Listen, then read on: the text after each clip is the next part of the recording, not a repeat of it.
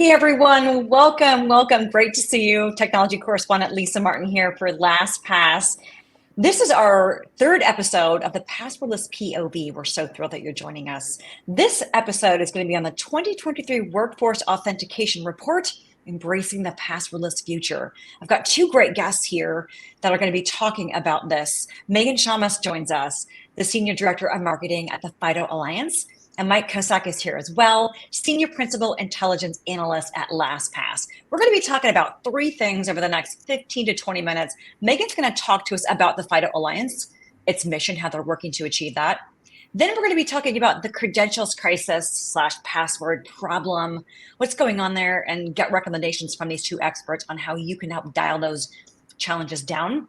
Then we're going to dive into some research that was co-sponsored by the FIDO Alliance and LastPass on some key findings regarding the password, the credentials crisis, and some of the statistics in the industry. We would love for you to participate in the conversation, so drop us a comment. We're also going to post a link to that research that I mentioned. Megan, let's start with you. You are at the Authenticate 23 conference. Tell us a little bit about that, and tell us a little bit about the FIDO Alliance and its mission. No, thank you, Lisa. So Lisa, thanks for having me, in LastPass, thanks for having me. I am on site here in Carlsbad, California at the FIDO Alliance's Authenticate conference. If there's any evidence that the passwordless movement is going very strong, it is all the folks that are here with us on site, 800 folks strong, including some folks from LastPass. And the FIDO Alliance is the host of this conference. So the FIDO Alliance is, we're a standards organization. We are member driven. We have 250 members that are commonly working towards one goal, which is to reduce the world's reliance on passwords. So we accomplish this in three ways. The first is that we have specifications for phishing resistant authentication. So more simple, less phishable than what you see out there today. We have certification programs, so solutions providers can certify against our specifications and put these products into market that are going to help companies go passwordless. And the third thing is market adoption programs, which is really just to spread awareness like we're doing today around the issues around passwords, the credential crisis, potential solutions to that with FIDO on phishable authentication, and conferences like this, Authenticate, where we're all here working together towards a common goal. Excellent, and that common goal is so incredibly important. Mike, let's bring you into the conversation. LastPass announced just in August of 2023 the availability of FIDO2 authenticators for passwordless login. Talk to us a little bit about that and what that means for customers. Absolutely, and let me start by saying thanks for having me. So this was sort of the next step in our journey. In June of 2022, we announced that LastPass Authenticator could be used to log into LastPass as part of the passwordless experience. What we announced in August of 2023 was the use of any FIDO2 certified authenticator to be able to log in passwordless into LastPass, not having to use your master password anymore, and sort of implementing that move away from from passwords. It's more secure, and it really kind of helps create that frictionless experience for our users. Frictionless is key these days. Mike, elaborate a little bit more on what this innovation is actually bringing to LastPass customers, and how does it align to the mission of the FIDO Alliance that Megan talked about earlier? Absolutely. Well, I just want to call out, as Megan said, as part of the FIDO Alliance's mission to reduce the reliance on passwords. This is exactly what this is doing. So it takes the master password out of logging into LastPass. It makes it that much easier. It makes it that much more secure. You're not relying on a password. You're relying on a pass key. And that is, as we'll talk about more here in a little bit, that is the future of authentication. And if I can add something to that. Sure, go ahead, Megan. Yeah. So I do get a question quite often, which is, why are password managers part of the FIDO Alliance if we're trying to reduce the world's reliance on passwords? And I love the example of LastPass, putting forward FIDO authenticators to get into password vaults. I'm a LastPass customer myself. I really appreciated that. But the truth is that, passwords and passkeys are going to coexist for a period of time. And so the more we can secure folks' access into their vaults, the better everybody's going to be. And then ultimately, folks are going to also have passkeys in those same vaults alongside their passwords until hopefully someday, ultimately, those passwords go away. So people always raise an eyebrow, but our password managers, particularly LastPass, who's on our board of directors, are incredibly important facilitators of the passwordless future. Excellent. And that's a feature I know a lot of us are looking forward to. Mike, I'm just curious what some of the feedback has been since the announcement of the FIDO2 authenticators for passwordless login. What have you heard on feet on the street?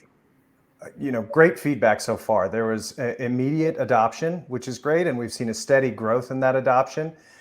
We saw biometrics as sort of the preferred method for that login. And then also hardware keys as sort of following up as a close second. So it's been great feedback from our customers, and we expect the adoption to increase over time. Nice. Let's go into our second topic now, the credentials crisis, the password problem. Mike, let's start with you. Define the credentials crisis. Why does it continue to persist across organizations in every industry? Sure. If we think about our digital life and how many times we need passwords, not just as we work from home more, as we see more hybrid work, but even in our personal lives, as we log into our banks or any other way, we all have countless passwords that we need to remember. And those passwords make an attractive target for threat actors. And we see this play out time and again with info stealers or other malware, different ways that we see these threat actors try and steal those passwords. This creates a crisis. It creates a very attractive target, and we see, it's just where there's a target, these threat actors will focus. So we see. I'll give a good example. Verizon in their data breach investigations report found about 80% of the breaches that they investigated had compromised credentials as playing some part of those breaches. Which really emphasizes, this is serving as the first point of entry for a lot of the cyber attacks that we hear about time and again, either through direct phishing, social engineering. These threat actors are trying to get their hands on those passwords so that they can get access into these networks or into our own, into people's personal accounts. Yeah, you mentioned social engineering, and it reminded me, I spent a lot of time in Las Vegas for technology conferences, and they were just hit, and it was social engineering that opened up a password via LinkedIn. So it's a huge challenge for organizations. But Mike, you alluded to this, remote work, hybrid work is the new norm. People are the new perimeter, and everything that we do online, we shop, we interact, et cetera, we learn online. With that comes as you alluded to, the expansion of the attack surface. How can LastPass help organizations really attack this problem and solve it globally? Sure. I mean, that's our bread and butter, is helping people create unique passwords for every single one of those accounts. You find password reuse is always, if you look at the statistics, very, very high, much higher than we'd like it to see, roughly, and it varies a bit. But roughly around 2/3 of people will reuse passwords, either the exact same password or some slight variation thereof. And LastPass helps people create those unique passwords and then store them securely. And then now, either using their master passwords, they only have to remember one password, or if they're using one of these authenticators that we now, as of August, allow, these FIDO2 certified authenticators, they don't even have to remember their master password. They can just use this passwordless experience to get in and use those passwords easily. Frictionless. You had me at hello. I was definitely one of those raising my hand with the reuse until I met LastPass.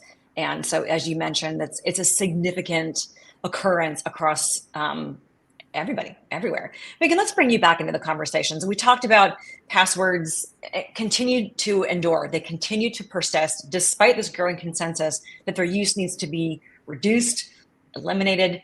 How is the FIDO Alliance helping organizations to tackle this persistent password problem that Mike was talking about? Oh, thank you, Lisa. Yeah, I have not met anyone who says that they like passwords or having passwords. Using a password manager like LastPass is really the only way that I would recommend to be able to do what you're supposed to do, which is to use a unique password for every site that you go, you access. And so, a lot of folks, it's human nature, right? The password reuse problem, it's just human nature, meaning, Lisa, you said frictionless. That's like a word that's resonating with you a lot. It's easier to just not have to do a unique password or try to remember it. And if folks don't have a password vault, then, that they're going to reuse passwords, which is really what the crisis is. At FIDO Alliance, we're trying to actually take the burden off of the users altogether, meaning passwords are something that can be given away, that can be reused and given away through social engineering, through phishing, et cetera.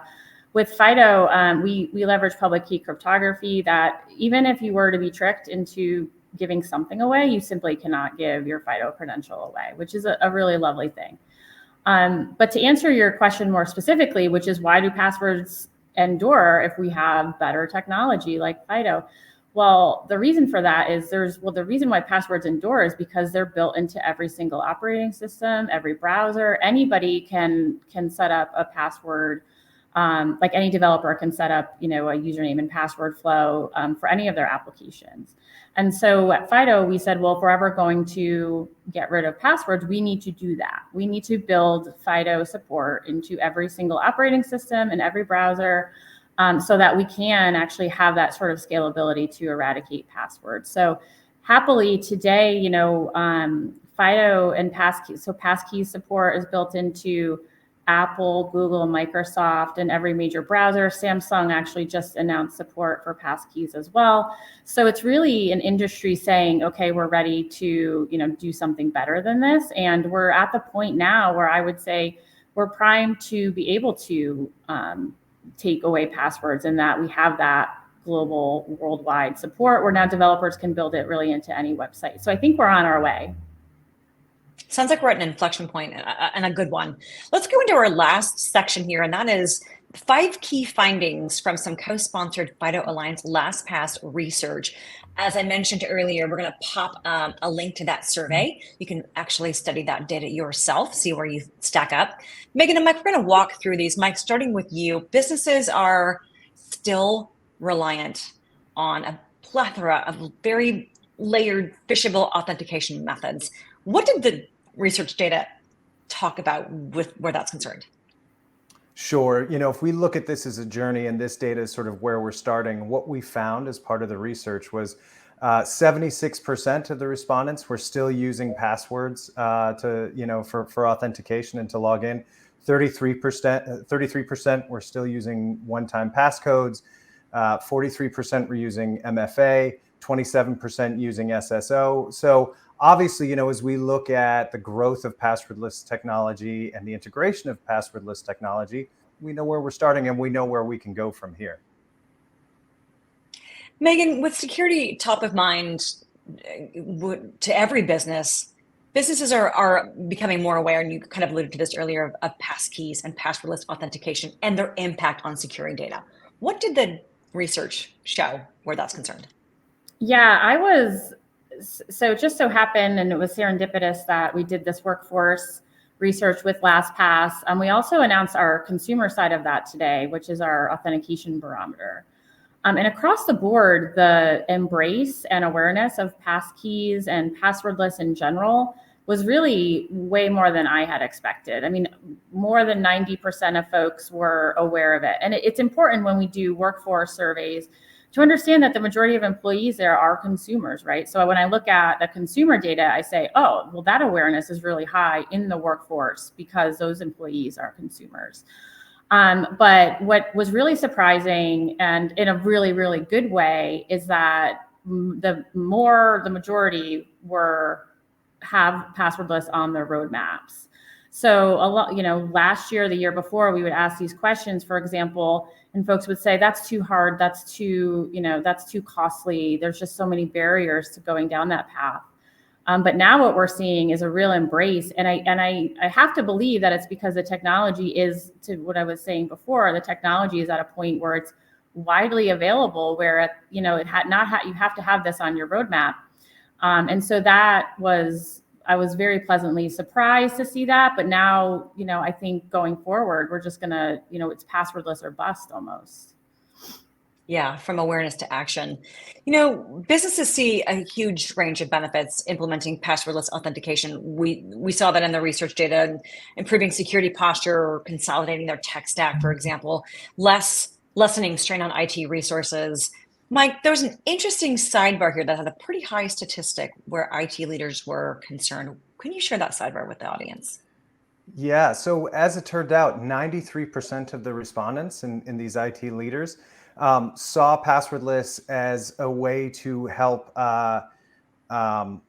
consolidate their tech stack and get a better understanding of their infrastructure, which is a really interesting, sort of second order effect, and not necessarily something that you think about first when you talk about Passwordless. Obviously, the implications are more secure authentication, but to increase the visibility into tech stack and help, remove shadow IT or get a better sense of what your shadow IT infrastructure looks like, was sort of an unexpected benefit, and certainly, interesting that it was seen as an unexpected benefit by such a large percentage of the respondents. Yeah, 93%. That's interesting. Megan, you talked about the awareness is there. It's now timed, as I said, to go from awareness to action. So what did the data in the research survey indicate in terms of the way Passwordless is talked about? A solution versus experience, that has to evolve. Why is that? Yeah, I think what sort of gets lost, and again, Lisa, you've used this word frictionless many times, and you're right. I mean, it's less about security and more about deployability, which means if it's not relatively easy to use, then it's just not going to be adopted. So when workforces look at how do I roll out a passwordless solution, the deployment part of it, like I talk to companies that they say, well, the deployment takes a week. The education of our workforce is what we plan before, during, and after.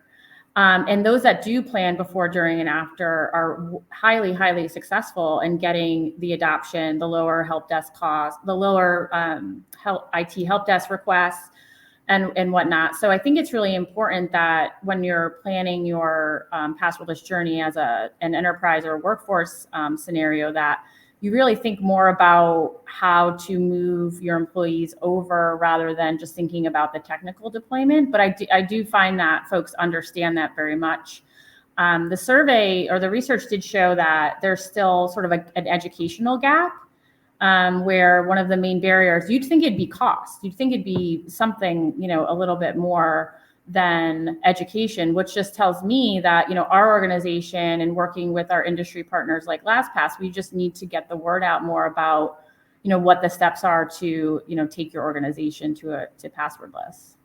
And I'll say, I think you guys are on the right track. Go ahead, Mike. Oh, I was just going to say, for me, that was such an interesting finding as well, particularly when you consider the technology that's underlying this. I mean, cryptographic key pairs are such a well-known and well-understood and well-trusted aspect among within information security, that to find that, education is kind of the next step, I thought was really an interesting call out as part of the research. Definitely. So, Mike, we've talked about this for the last 18 minutes or so, that passwordless is on the horizon for a lot of businesses. You guys mentioned some great, very compelling statistics there, but we're talking about a marathon, not a sprint. Mike, elaborate on that. How, because you talked about it being a journey, and it really is. Absolutely. One of the other interesting statistics here was that 89% of the respondents have the implementation or have the removal of passwords down to about 25% of their logins. That's their goal within the next 5 years. So, we are looking at this as a longer term journey. If you think about sort of the standard technology implementation lifecycle, we're in the first half. The education statistic further underscores that. But it shows, you take a lot of heart in the other statistics. The 92% are planning on using it or using it already. That kind of shows that we're at the start of a road, but the main path has been laid for us. We just kind of have to move along the road. Yeah, and to me, it seems that sorry, Lisa. To me, go ahead. The statistic was the less than a quarter of sign-ins will use passwords in 5 years or less. To me, I found that to be extremely optimistic, really from the perspective that it seems like organizations are, from a workforce implementation perspective, understand that it's not overnight, but it also doesn't have to be every system, every employee on day one, right? So prioritization of privileged users or those systems that are more vulnerable, and like moving at a pace like that's what I recommend, particularly for organizations that have resourcing gaps or financing gaps, right? So I find that to be really optimistic that even to getting to that point, that's going to be a really important move in terms of the overall security posture, as well as, like cost savings and business benefits. So I think that it's good for me. It's good to see that sort of understanding. It's not an all or nothing kind of a proposition, especially on the workforce side. Right, definitely not. And it's great that you're seeing a lot of optimism in the research findings. Megan, you talked about some pleasant surprises. Megan, take us out here of this LinkedIn Live episode. The FIDO Alliance and LastPass, how are you going to continue to work together and with other director members to really help organizations knock down some of the barriers that are there to going passwordless?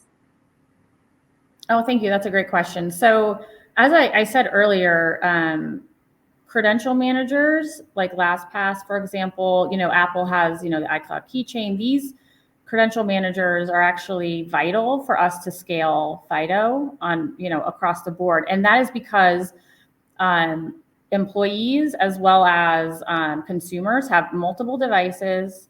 They're moving devices, they're getting new devices.